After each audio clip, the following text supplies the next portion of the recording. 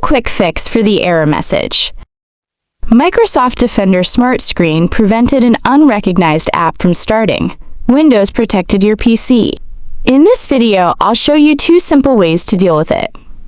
If you want to install the app without changing any settings on your computer, there's an easy option.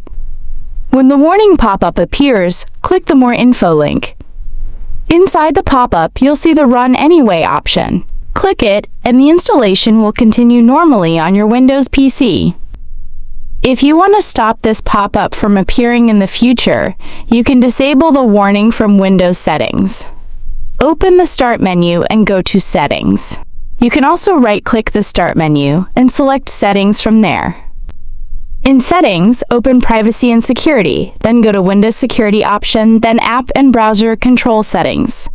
Select App and Browser Control from the left side panel. From there, open Reputation-Based Protection Settings.